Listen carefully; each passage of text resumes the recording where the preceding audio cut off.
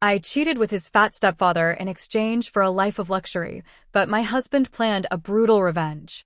He humiliated me, made it all go viral on the internet, and he ended my life.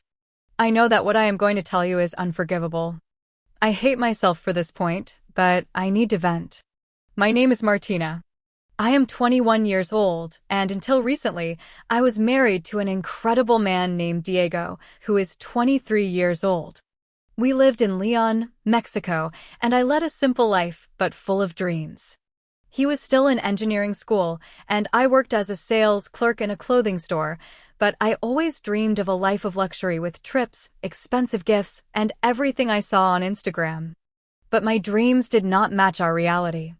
Diego was everything any woman would say she wanted in a relationship: hardworking, respectful, loving. But the truth is that over time, the routine began to swallow me. While he spent the day studying and working, I was alone, looking at my cell phone screen, watching my friends gain followers, get cosmetic procedures, go out to expensive places. I felt more and more out of place. I began to feel ashamed to post about my life because it seemed too simple, too ugly, and too boring, and it gnawed at me inside more than I would like to admit. In the midst of all this, his mother suffered a stroke. It was a hard blow for the whole family. She did not want to be hospitalized and decided to stay at home in a coma, receiving 24-hour care. The whole family got together: Diego, his brothers, his daughters-in-law. Everyone started to rotate to take care of her. I also joined this relay. Although I did not have much affinity with my mother-in-law, I thought it would be just a temporary obligation, but that is when everything started to get out of control.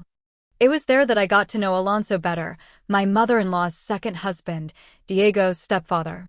Alonso, 51 years old, always gave me a strange feeling. He was that type of man with a strong presence, always dressed in expensive clothes, shiny watches, and a gaze that pierced through you. He was fat, sweaty, somewhat disgusting, but rich, very rich, a real estate entrepreneur. He lived surrounded by luxury. He had been married to Diego's mother for years, but he had a somewhat dubious reputation, comments about past betrayals, somewhat shady deals, but nobody said anything in front of him. The type of man you respect more out of fear than admiration. At first, I avoided talking to him much, but on some nights, when it was just him and me in the house while my mother-in-law was unconscious in the room, things changed. He started to talk, to tell stories from the past, to praise my appearance, my looks. I felt seen, you know? Something I no longer felt with Diego. He started offering to help with some bills, saying I deserved more than that boring life, and I started to listen, deceiving myself into thinking that maybe it was true. The stage was set: a silent house, a room with a woman in a coma, and a rich, dirty old man planting seed after seed inside my head. And I, so stupid, so weak, so obsessed with the idea of being someone, I let him in. This story has no obvious villains or perfect good guys. Everyone has their role, but the truth is that I was the one who opened the door. I was the one who let the obsession with status kill my love, my respect, and my dignity. The first time he gave me something, it was almost by accident. I was complaining that my cell phone was freezing too much, and he, out of nowhere, took a new iPhone out of its box and said he had bought one too many by mistake. "You can have it, Martina. You deserve good things." I tried to refuse, I swear I tried, but he insisted with that disgusting smile, and I accepted. Right there, I should have understood that it was the beginning of something rotten, but all I could think about was my first real iPhone. I did not even tell Diego. I just said it was a used one from a friend. After that, the gifts started to become more frequent: an imported perfume, a handbag that I had mentioned to the girls on WhatsApp. Alonso had a way of making everything seem natural, as if he were just being generous, but I knew it. I felt it. Every compliment, every look, every touch on the shoulder lasted a second longer than it should have. And the worst part was, I liked the feeling of being noticed, of being desired. It was dirty, but it gave me a power I had never felt before. I was addicted to this attention. At the same time, I looked at Diego and only saw someone tired, distracted, always studying, always with his head somewhere else. He was nice, yes, but he did not make me feel special. I started to compare, to see Diego as a burden, as someone who was holding me back. I hated feeling that way, but it was real. The conversations with Alonso started to get more direct. He said I was too beautiful to live hidden away, that I had the body and face of a rich woman. He said this laughing, but looking deep into my eyes, and I felt everything inside me react. One of those nights, he offered me wine after everyone else had left. I hesitated, but I went. He put on some low music, poured me an expensive glass, and started talking about how he could take care of me in a way Diego never could.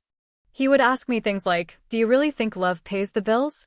Or, "How many years do you want to wait to experience what you see on Instagram?" I started to cry out of anger, out of shame, out of desire, out of confusion, and he hugged me. It was the first real touch, a hug that was too long, too warm, and I did not pull away. That night, nothing happened, but everything changed. I spent the next few days obsessed, confused, thinking about what could happen, what I wanted to happen. I found myself fantasizing about him, even though I thought it was all wrong. I started to take more care of my appearance on the nights I was going to help with my mother-in-law, light makeup, tighter clothes. I was sending signals, and I knew it, and he knew it too. The game had already begun, and we pretended to be innocent, but inside, I was already breaking and enjoying it. The first time it happened, it was fast and dirty in the guest room while the house slept in silence. He pulled me by the waist and asked, "Do you want to stop pretending?" And I said yes, or maybe I just moaned. I do not remember clearly. I only remember the smell, the weight, the feeling of doing something I could never take back. And that was it, a quick, intense, wrong sex, but it left me numb. That night, I went back home as if I had lived two lives, and for the first time, I felt like I had some control. After the first time, things spiraled out of control faster than I imagined. What was supposed to be a one-time slip turned into a routine. Whenever it was my night to take care of my mother-in-law, I already knew Alonso would be there. After all, he lived in the house. Sometimes he would pretend to be asleep, sometimes he would already be waiting for me in the kitchen with the wine and conversation ready. We smiled in front of others, made everything seem normal, but at night, it was as if the world stopped and it was just the two of us. The guilt hit, but it was soon suffocated by the smell of money and lust. Alonso started making stranger and stranger requests. At first, it was just sex, but then he asked me to wear an old sweater that his mother-in-law gave him. I thought he was joking, but he was serious. He said it turned him on, and instead of saying no, I went there and put it on. I looked at myself in the mirror, disgusted with myself, but I did not stop. And that became a pattern. He invented strange fetishes, and I accepted them. My boundaries were all blurred. Every night I sank deeper, but it all felt like a game in which I felt I was winning. He started giving me money, not gifts, just money, envelopes with notes without even counting. "So you can treat yourself," he said. And I used it. I bought new clothes, shoes, expensive perfumes. I started going to better salons, going out with friends to places I had only dreamed of going before. And when Diego asked where the money was coming from, I lied. I said I was getting bonuses at the store, that my friends were giving me gifts, anything. He believed because he trusted me, and that hurt, but not enough to make me stop. Diego started to notice. He did not say much, but his look changed. He saw me coming home with bags that made no sense, wearing clothes that did not fit our budget. Sometimes he would ask random questions like, "Are you sure everything is okay at work?" Or, "Was this clothing really on sale?" I always had an answer ready. I had already become a professional liar. He suspected, but he had no proof yet, and the more he tried to get closer, the more I pushed him away. I saw his love breaking little by little, and yet he continued. The worst part is that somewhere in my heart, I still loved Diego, but it was a silent love erased by ambition. The truth is, I wanted both worlds, Diego's clean and true love and Alonso's dirty and exciting luxury. But you cannot walk with one foot on each side of the abyss without falling, and I was already falling. I started to wish that Diego would give up on me, that he would end everything so I would not have to make a decision. But he was still there, even without knowing, even while suffering. It destroyed me inside. And Alonso, increasingly possessive, started to say that Diego was weak, that I deserved more. He told me he could give me a real life with a car, trips, my own apartment, and that started to get to me. I no longer saw Diego as a partner, but as an obstacle. I started to avoid him, to go out more and make excuses. And meanwhile, Diego was putting the puzzle together in silence. He was watching everything, putting it together piece by piece, and I, blinded by the glitter of luxury, did not even realize that the bomb was already armed, just waiting for the right moment to explode. The first crack appeared over a silly detail.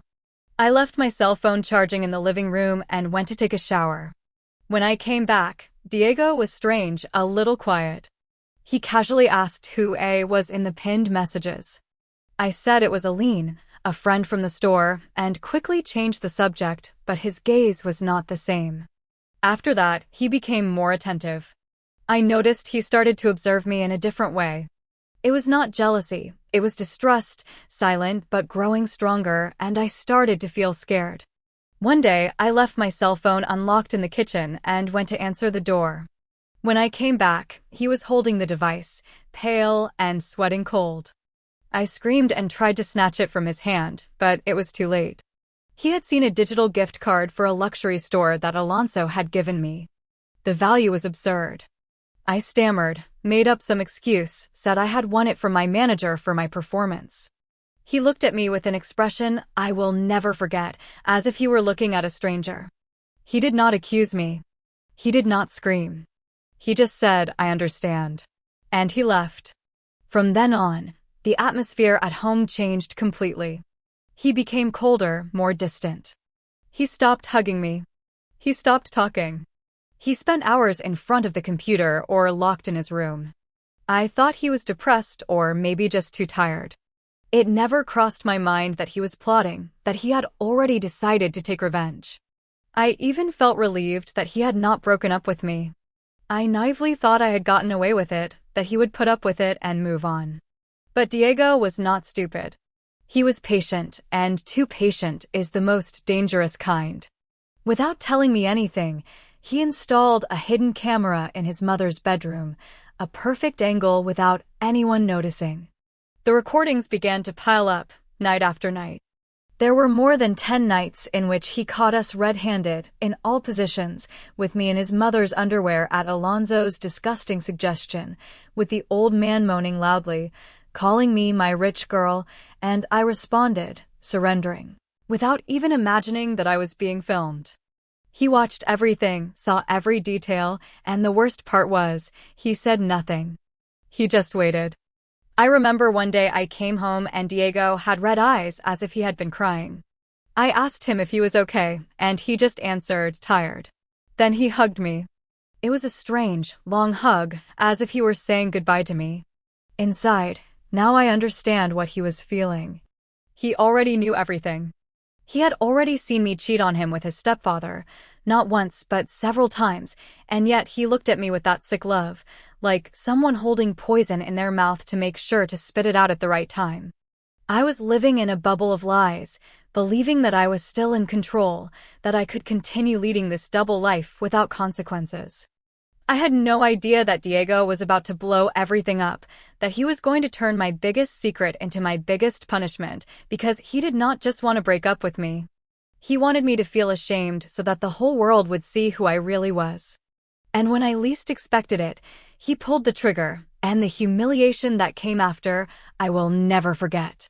What I did not know was that while I continued with my escapades, Diego was already calmly preparing everything.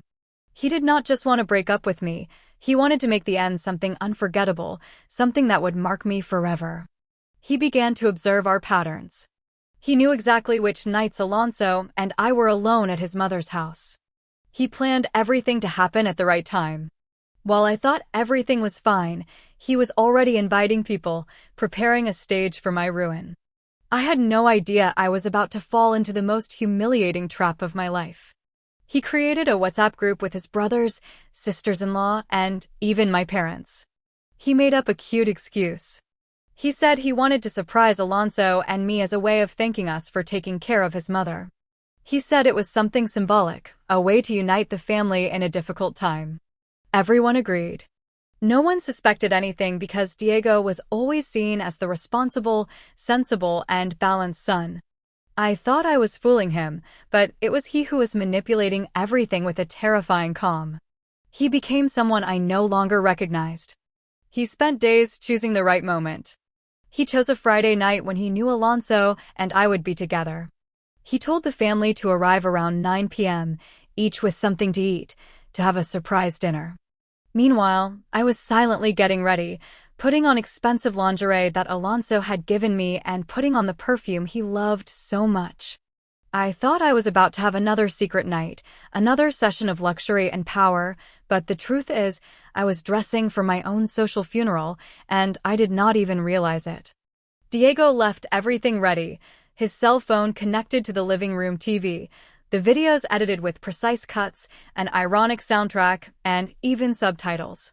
He did not want anyone to have any doubts about what they were seeing, not just the physical act, but the whole context, my betrayal, my decay, my relationship with the man I called my stepfather, and the strangest thing, my performance as if it were something normal.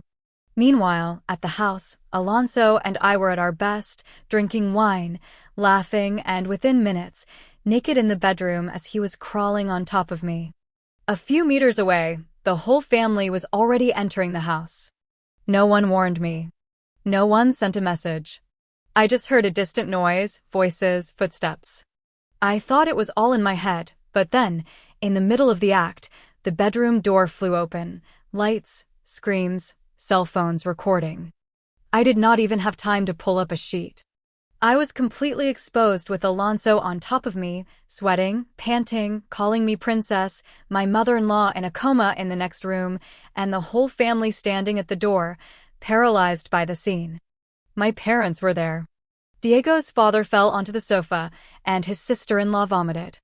And Diego had a small smile on his face. He looked at me with contempt, and he just said, "You wanted luxury? Now you are celebrities."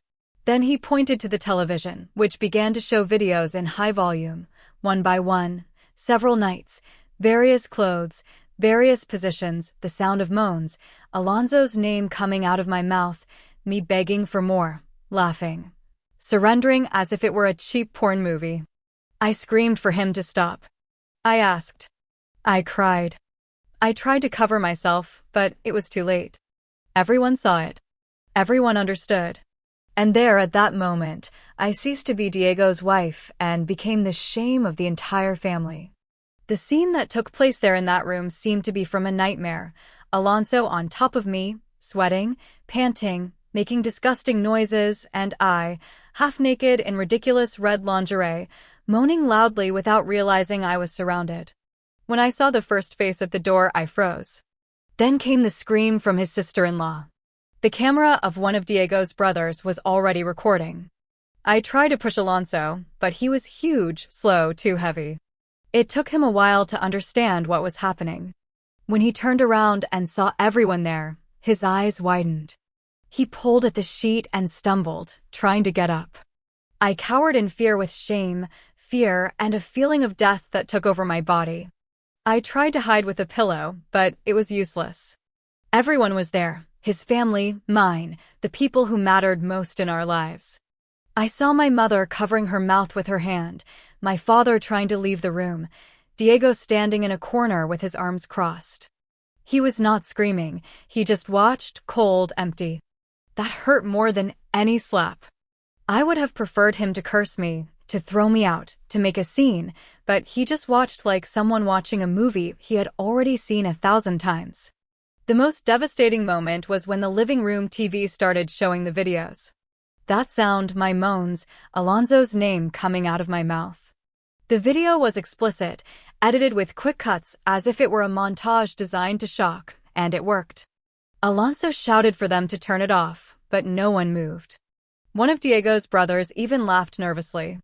No one could believe what they saw. It was disgusting. It was surreal. I wanted to die right there. I felt like a dirty, broken doll, human garbage. The shame hit me like a punch to the stomach with every frame. Alonso, desperate, tried to shout that it was a montage. Then he tried to threaten everyone, saying he was going to sue, but no one listened to him anymore. He was naked with a belly, his face red with shame and anger, trying to pull up his pants while everyone looked at him with disgust. That image will haunt me forever. Him stumbling in his own shorts, me trying to cover myself, and Diego's parents crying at the door of the room where his wife was in a coma in the next room, oblivious to all this filth. The silence that followed the screams was worse than anything else. Diego was the last to leave the room. Before leaving, he looked me in the eyes and said, "You got everything you wanted, Martina. Now the whole world will know who you are." And then he turned his back with the coldness of someone who kills something inside them. The house was empty in a matter of minutes. Alonso ran away afterwards, almost tripping on the stairs. I was alone in that room for hours, not knowing what to do. The shame was so great I could not even breathe properly, and I still had not grasped what was to come. That same morning, the videos ended up on the internet, first in a family group, then on a local forum, and within a few hours, they were already circulating on gossip pages, exposure profiles, and WhatsApp groups all over the city. I became an instant joke, a walking pornographic headline, and what was supposed to be a night of pleasure became the beginning of the end. The betrayal was not just discovered, it was exposed, laid bare, multiplied. And then I knew my life would never be the same again. Diego did not just take revenge. He destroyed me with surgical precision. I woke up the next day with my cell phone vibrating nonstop, more than 300 messages, group notifications, missed calls. I opened Instagram and got the first blow. My account was tagged in memes, videos, fake profiles had even been created just to laugh at my misfortune. The video with Alonso had already been cut, edited, remixed with background music and joke effects. In one of them, it showed me screaming his name, and then a funk song played with the title, "The Sugar Queen of Leon." I went from an invisible wife to a national joke in a matter of hours. My friends sent me messages mocking me. The same people who encouraged me to seek a life of luxury now did not answer my messages. Some even commented on the posts laughing. My own family blocked me, all of them. My mother said she could not look at my face. My father cried on the phone, saying that I was the biggest disappointment of his life. The family group was silenced by shame. Diego disappeared from social media. He did not post anything else. He did not respond. He just watched the chaos unfold while I publicly imploded. His silence was even more painful. I lost my job the same day. The store manager called me for a chat and told me there was no way I could stay with the company because he needed to maintain the store's image. I did not even argue. I just asked to clean out my locker and leave my badge. On the street, people looked at me. Some laughed, others whispered. There was a teenager who called me the stepfather's bitch in the middle of the supermarket line. I wanted to disappear. Every step on the street was a torture. I could no longer go out without feeling like a weirdo, and the worst part was, I could not blame anyone but myself. I did it alone. Alonso tried to protect himself, but he got hit even harder. One of the videos showed him saying absurd nonsense, disgusting phrases about Diego's mom, and it fell like a bomb. His company was pressured by clients and investors. By the end of the week, he was removed from his position. He became an outcast. His own wife, Diego's mother, still in a coma, was also a victim of jokes. It was cruel. I never thought the cruelty of social media could hurt so much, but now I was the center of it all, of the public shame. I started receiving threats. People said I deserved to be beaten, that I was a disgrace to women, that I should become a case study video on betrayal. The DMs were toxic waste, a mixture of hatred, disgust, and disgusting men wanting to repeat the Alonso experience. I had to deactivate all social media, but it was useless. The videos were scattered. They had been downloaded, reloaded, and reposted. My moans were immortalized on the internet, and there was nothing I could do to erase it. Every time I thought about breathing, I remembered that there was someone, somewhere, watching my downfall. I spent days locked in the house.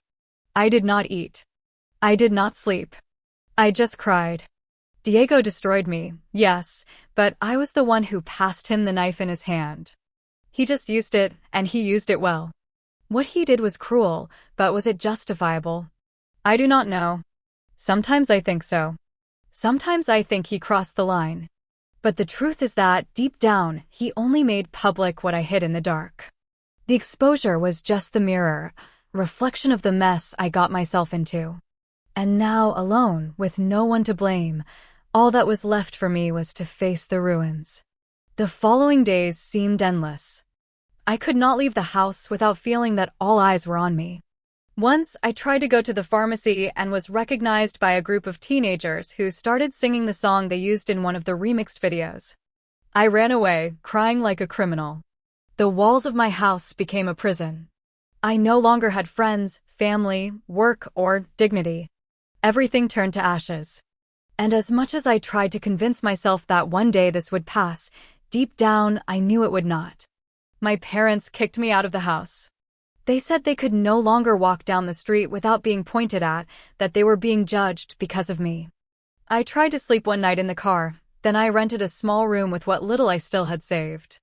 I lived in fear, deleting any notification that appeared on my cell phone. The internet had become my personal hell. Any attempt to create a new profile was discovered in a matter of minutes. There was no way to escape. And Alonso? He disappeared for a few days and then sent a message saying it was not his fault, cynical to the end. Diego returned to social media about 2 weeks later. He posted a photo of himself graduating, smiling with his brothers, everyone hugging. They seemed so light, so at peace, as if my existence had never passed through there. And maybe that was it. Maybe I was just a sad chapter in someone better's story. He never contacted me again after that. He never sent me a message, a question, nothing. He disappeared from my life as if I were a mistake he managed to erase completely. And this indifference was crueler than all the exposure because it showed that he had already won. All of his family cut all ties with me. My sisters-in-law, who previously posted photos of me smiling, now shared jokes and innuendos about fake people we thought were family. One of them sent me an anonymous message saying I should be thankful I was not beaten right there in the room. The truth is, I lost everything. Not just Diego, not just what we had. I lost any shred of respect anyone could have for me. I became persona non grata. No one wanted to hear my side of the story, and I understand because I cannot even forgive myself. Over time, things started to cool down on social media, but behind the scenes, the damage was already done. At any job I applied for, someone already knew the story. I was rejected with that awkward smile, like someone who is ashamed to say it to my face. One guy offered me a job as a luxury escort, saying I already had experience with rich, old men. I wanted to punch him in the face, but I swallowed it and walked away. My reputation was rotten, and the worst part is that most people still thought it was funny. My pain became entertainment. My mistake, a show. Alonso officially separated from Diego's mother after the scandal. Even though she was in a coma, the family thought it was better to act quickly. They said it was also a stain on her image and that they needed to protect the name of the woman who, ironically, never knew about the betrayal. She was never aware during any of those moments. And maybe that was a relief, because if she had seen it, I do not know what I would do.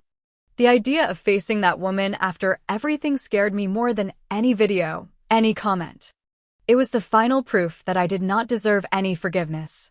Today marks 1 year since everything happened, 1 year since I lost Diego, my family, my name. I still live alone in a neighborhood far from Leon. I work as a freelancer, doing small online translations, avoiding contact, avoiding everything. I no longer have social media. I live in ghost mode. Sometimes I still receive anonymous messages, as if people take pleasure in keeping the wound open.